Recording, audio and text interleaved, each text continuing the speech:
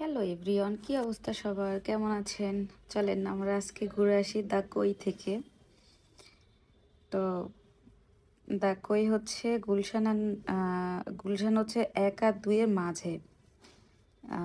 গুলশান ঈদগাহ মাঠের হচ্ছে অপোজিটে, একদম অপোজিটে। যে আমার পেছনে যে ওয়ালটা দেখতেছেন, এটা হচ্ছে গুলশান যে সেন্ট্রাল ঈদগাহ মাঠটা আছে ওইটার ওয়াল। এই যে এখান থেকে দেখা যাচ্ছে। যাই হোক, আমি বরাবরই হচ্ছে যে রাস্তা পার হইতে পারি না, আনারি।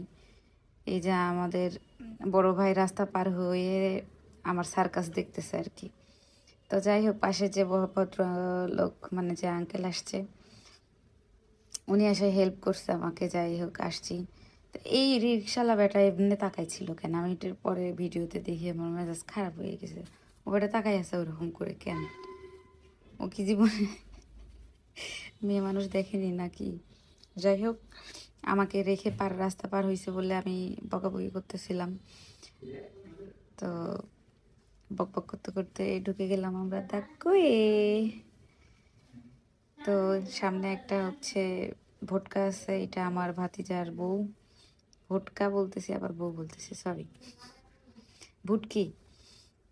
তারপরে এই যে আমি ওই একটু ভিডিও টিডিও করার চেষ্টা করতেছিলাম। আর ভাই রে ভাই, বিলিভ করেন যেখানেই যান, এটা মনের মতো যদি আপনি ক্যামেরাম্যান না নিতে পারেন বা মনের মতো কাউকে না নিতে পারেন, তো বেসিক্যালি হয় কি তখন তো যে সুন্দর করে কেউ আপনার ওই ছবি বা ভিডিও উঠাই দিবে না।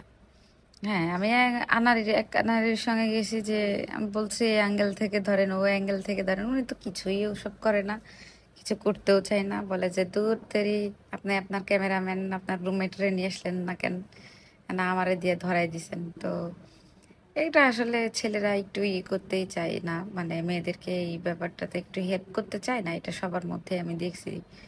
আমার বয়ফ্রেন্ড যখন ছিল, সেও ওরকম বকাবকি করতো যে সারাদিন কিসের তোমার ছবি তোলা, ভিডিও করা।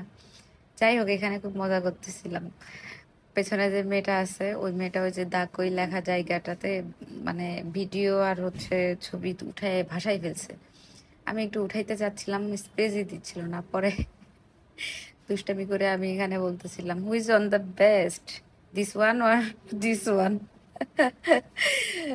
এগুলো বলতেছিলাম আর কি, দুষ্টামি করে।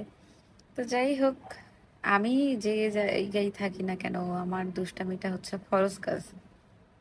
তাই বলে আমি এত মানে উগ্র দুষ্ট না, একটু কম দুষ্ট আর কি, মানে কম্পারিটিভলি অন্যান্য মানুষের তুলনায় কম। তো যাই হোক,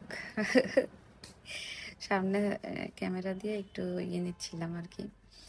তো ভাবতেছিলাম যে আহারে, একটু আমার রুমমেট কেড়ে নিয়ে আসলে এই এত এত ফটোজেনিক প্লেসে কত সুন্দর সুন্দর না জানি আমার ছবি উঠে দিত, আমার ভিডিও করে দিত। তা ওনাকেও বিরক্ত করে করে কিছু অংশের আমি আসলে নিতে পারছি, তবে তারপরেও সম্পূর্ণটা নিতে পারিনি, কারণ উনি বারবারই বিরক্ত হচ্ছিল যে দেখ তোমরা মেয়েরা এগুলা কি করো। তো যাই হোক, আমি একটু রং ঢং করতেছিলাম, ওই যতটুকু পারা যায় আর কি। ভয়েস ওভার দিতে গিয়ে আমার নিজেরই হাসি পাচ্ছে যে আমি এই ছবি আর ভিডিও করতে গিয়ে কি স্ট্রাগলটাই না করছি ওনার সঙ্গে, আল্লাহ। এই জন্য যাদের কোনো সমস্যা নাই, ক্যামেরা ফ্রেন্ডলি এরকম হইলে সুবিধা হয় কি, তারা এগুলা নিয়ে সাই ফিল করে না। তো যাই হোক, আবারও বসে করতেছিলাম, আবার একটা নিজে নিজেই স্ন্যাপ নিচ্ছিলাম। তবে মজার বিষয় কি জানেন, আমার সামনের টেবিলে এক ভদ্র মহিলা ছিলেন। আমি যাওয়ার পর থেকে মহিলা আমাকে এমনভাবে নোটিশ করা শুরু করছে, মনে হচ্ছে যে ভদ্র মহিলার আমি 10-20 বছর আগে থেকে পরিচিত, এই টাইপের একটা অ্যাটিটিউড।